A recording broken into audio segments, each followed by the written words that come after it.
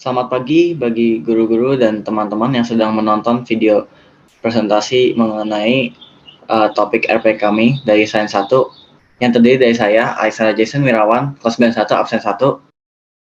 Saya kelas Nathaniel Aqua, kelas 91 absen 5. Dan saya Gilles Wijaya dari kelas 91 absen 8. Dan pada kesempatan kali ini kami akan mempresentasikan RP kami yang berjudul memanfaatkan sampah plastik berbasis polikarbonat dengan campuran pasir sungai sebagai bahan alternatif pembuatan bata.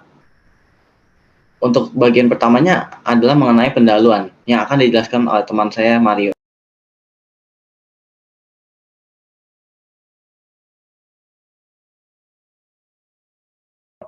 Bagian pertama merupakan latar belakang. Latar belakang dari kami melakukan penelitian ini adalah faktanya bahwa sampah plastik memang sampai sangat berbahaya yang makin menumpuk dari tahun ke tahun, yang dapat menghasilkan polutan seperti zat-zat berbahaya, dan untuk cara pengolahannya masih kurang optimal dan sering tetap menyebabkan polutan. Dari latar belakang yang kami temukan tersebut, kami merumuskan beberapa masalah yang akan kami pakai sebagai awal dalam kami melakukan penelitian ini. Masalah yang kami temukan adalah plastik merupakan satu sampah anorganik yang tingkat produksinya berkembang pesat, sekitar 477,095% dari tahun 1950 sampai 2019. Dari total semua sampah plastik yang dihasilkan, hanya sekitar 19,5% didaur ulang, sedangkan sisanya dibuang atau dibakar, menurut data dari tahun 2015. Sampah plastik yang akhirnya dibuang memerlukan waktu yang sangat lama untuk terurai, sekitar 100-500 tahun. Dan dalam proses penguraian tersebut, mengeluarkan polutan seperti mikroplastik yang merusak lingkungan. Kami menemukan dari hal tersebut bahwa plastik sangat berbahaya, dan kami memilih polikarbonat karena merupakan salah satu jenis termoplastik, yaitu plastik yang tahan panas.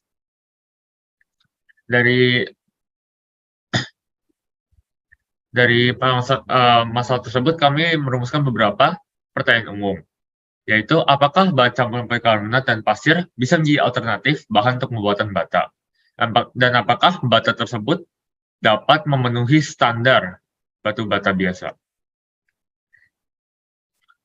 Maka dari hal tersebut, kami meneliti beberapa hal. Yang kami ingin tekankan adalah potensi bahan termoplastik polikarbonat dan pasir sungai. Kemudian kami akan menjelaskan sekilas mengenai proses pengolahan bahan campuran dan sekilas mengenai kesenjangan serta kerangka konseptual penelitian kami. Kami melihat beberapa potensi untuk bahan termoplastik polikarbonat, yaitu polikarbonat merupakan plastik polimer dan bersifat termoplastik, maka memiliki tahanan panas dan merupakan bahan yang kuat namun lentur, tidak rentan, serta dapat mentransmisikan cahaya dengan baik. Polikarbonat ini sudah cukup sering digunakan sebagai pengganti kaca dalam bidang arsitektur. Dan seiring waktu bertambah, bahan ini juga mulai berkembang potensinya dan penggunaannya, seperti menjadi produk lain seperti botol air minum dan lensa kacamata. Kemudian, kami melihat beberapa potensi mengapa kami memilih pasir sungai. Pasir sungai bahan alami dan sangat mudah ditemukan, karena merupakan hasil batu dan mineral yang hancur di partikel kecil, dan karena ukuran yang kecil tersebut cenderung digunakan untuk dilebur campur dengan materi lain karena mudah dicampur. Pasir sungai yang kami pilih ini memiliki ukuran yang sedang jika dibanding dengan pasir lain, sekitar 0,063 mm sampai 5 mm. Kami memikirkan untuk memilih pasir karena memang sudah cukup sering digunakan dalam bahan pembangunan, dan menurut kami dapat memperkuat campuran polikarbonat pada ketahanan panas. Untuk pengolahan bahan campuran kami akan melakukan suatu kegiatan dengan istilah 5P, yaitu pengumpulan, pemanasan, pencampuran, dan pencetakan dan penyelesaian. Pengumpulan merupakan pengumpulan bahan, pemanasan adalah menggunakan plastik, dan mencampurkan dengan plastik, dan mencampurkan dengan pasir, dan menuangkannya kepada cetakan. Kemudian setelah hal tersebut sudah selesai, kami akan menunggu sampai kering, kemudian akan melakukan tes terhadap bata tersebut. Kemudian dari penelitian kami memilih empirical gap. dan berdasarkan dari teori-teori hasil observasi serta landasan penelitian lainnya yang berasal dari berbagai macam sumber yang sudah kami teliti dan melihat terdapat relevansi yang dapat melengkapi maupun mendukung teori hasil observasi dan eksperimen dalam penelitian kami. Untuk konservasi dalam penelitian yang kami lakukan adalah melihat bagaimana bahan campuran termoplastik, polikarbonat, dan pasir sungai dapat mengatasi tekan dari serap air setelah tekanan panas. Kemudian dari relevan yang kami temukan, kami menemukan 3 yang paling penting, yaitu potensi dan aplikasi polikarbonat pada arsitektur oleh Savitri Diansari. Kemudian, studi penggunaan pasir sungai Podi sebagai agregat halus pada campuran hot rolled sheet wearing course atau HRSWC oleh Arif Setiawan, dan manufacturing of plastic sandbags from polypropylene and polyethylene waste plastic oleh Ganesh Patel, Marwa Aliahmedi, Santosh Walke, Nageswara Rao, Lakim Sethi. Dari hal yang kami teliti, kami temukan, kami memiliki beberapa tujuan yang kami ingin capai dalam penelitian ini, yaitu mengurangi pencemaran ekosistem akibat sampah plastik. Kemudian dari hal tersebut, sampah plastik kami akan mengurangi dengan melakukan proses daur ulang. Misalkan sampah tersebut menjadi suatu hal yang berguna, kemudian kami melihat potensi dari bahan lain yang dapat campur dengan polikarbonat agar dapat menjadi sesuatu yang berguna, yaitu batu bata. Kami akan melihat apakah benar bisa digunakan sebagai bahan bangunan. Selanjutnya untuk metode akan dijelaskan pada teman saya, Clip. Baik, terima kasih Mario. Sekarang saya akan menjelaskan mengenai metode penelitian kami. Pertama, saya akan menjelaskan bahwa di penelitian ini kami akan membuat 3 sampel batu bata, yaitu sampel A, sampel B, dan sampel C. Di mana sampel C akan dibagi menjadi 3, yaitu contohnya sampel A3A, A3B, dan A3C. Nah, ketiga sampel ini akan digunakan untuk pengujian yang berbeda-beda, seperti sampel A1 akan digunakan untuk pengujian uji tahan tekanan, sampel A2 digunakan untuk pengujian daya serap air, dan sampel A3 akan digunakan untuk uji tahan api, di mana sampel A3A digunakan untuk suhu ruangan, A3B digunakan untuk suhu panas yaitu 100 derajat, dan A3C untuk suhu ekstrim, di mana suhunya adalah 300 derajat ke atas. Nah, perbedaan di antara sampel A, B, dan C ada di perbandingan volume plastik banding pasirnya, di mana sampel A memiliki perbandingan 5:3, di mana sampel B memiliki perbandingan 1:1, dan sampel C memiliki perbandingan 3:5.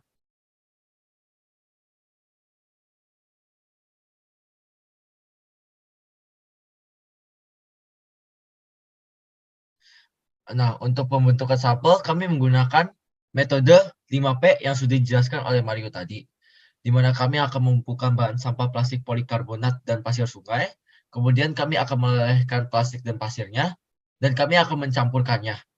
Kemudian kami akan mempersiapkan pencetaknya dengan cara mengoleskan minyak ke dinding-dindingnya agar lebih mudah untuk mengambil bata yang sudah kita panaskan dan kita taruh di sana. Kemudian kami akan dinginkan dan kami akan keluarkan batanya dan kita akan mendinginkannya selama 15 menit per bata. Nah, alat dan bahan yang kita butuhkan adalah pencetak batu bata 30 x 15 x 20. Ya, tetapi kita hanya menggunakan 30 x 5 x 20. Dan kami akan menggunakan blowtorch untuk uji ketahanan api, baskom untuk uji ketahanan air, dan hydraulic press untuk uji ketahanan tekanan. Dan kami akan menggunakan gulungan plastik polikarbonat dan pasir sungai dari Sungai Cilegon. Nah, ada 3 macam pengujian untuk pengujian sampel kami, yaitu uji daya tekan, uji daya serap air, dan uji coba ketahanan api. Nah, uji daya tekan itu kami menggunakan alat hydraulic press yang sudah saya jelaskan tadi, di mana kami akan menempatkan sampelnya di hydraulic press untuk melihat berapa unit tekanan yang mampu ditahan per sampel sampai hancur. Dan uji daya serap air kami menggunakan baskom yang sudah diisi air, kemudian kami akan mencupkan batu batanya, dan kami akan melihat berapa massa yang akan bertambah dari masing-masing bata.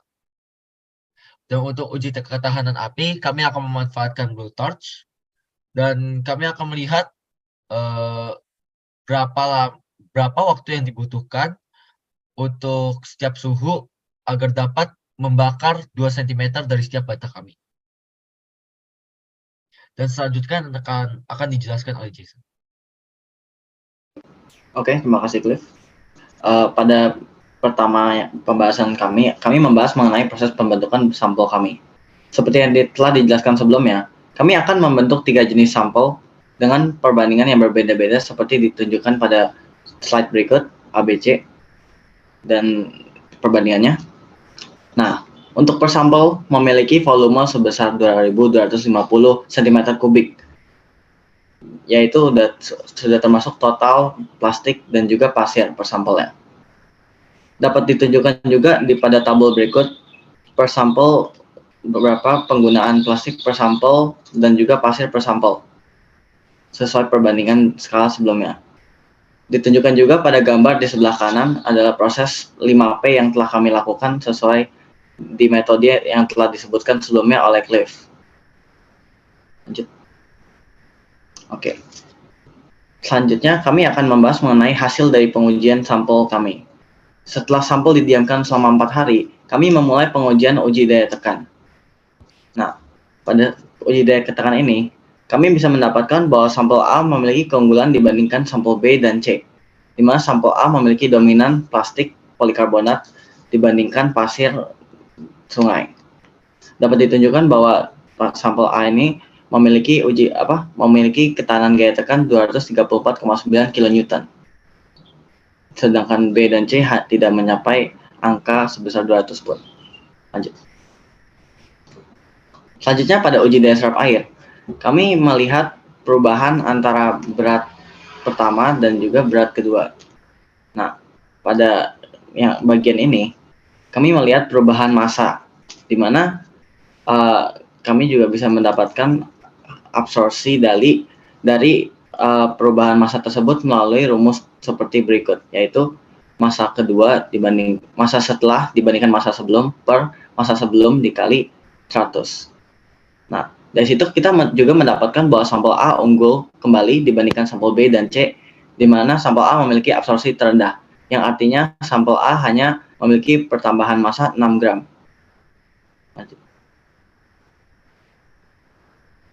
Terakhir merupakan hasil dari uji ketahanan api, di mana semua sampel memiliki suatu kesamaan, yaitu mereka semua dapat tahan pada suhu ruangan sebesar 50 derajat Celcius dan juga panas sebesar 140 derajat Celcius selama 35 menit, karena itu merupakan batas dari waktu pengujian kami. Namun tidak pada suhu ekstrim, yaitu 250 derajat Celcius, di mana sampel A paling cepat meleleh dan sampel C yang paling unggul di antara segala sampel, yaitu 173 detik. Dapat tunjukkan bahwa semakin banyak pasir pun artinya juga akan semakin tahan terhadap panas. Oke, jadi ini merupakan bagian terakhir dari penelitian kami, yaitu kesimpulan. Next slide. Yang bisa kami simpulkan dari penelitian ini adalah bahwa batu bata campuran polikarbonat dan pasir sungai ini bisa diterapkan sebagai bahan alternatif bahan bata yang baik dengan beberapa perubahan pada sampelnya, berupa takaran jumlah plastik dan pasirnya. Jadi jumlah perbandingannya harus dirombak ulang, dan saran dari penelitian ini adalah untuk menambahkan jumlah polikarbonat pada sampel kedepannya, yaitu yang direkomendasikan adalah 2:1 agar bisa memenuhi standar pada pengetesan SNI, yaitu pada uji gaya tekan yaitu 250 kN. Dan juga memanfaatkan sampelnya untuk penerapannya yang lebih low grade, dengan contoh sebagai cone block, paving block, dan sebagainya. Oke, next. Oke, terima kasih telah menonton penelitian kami ini, dan mohon maaf jika ada kata-kata yang kurang berkenan. AMDG.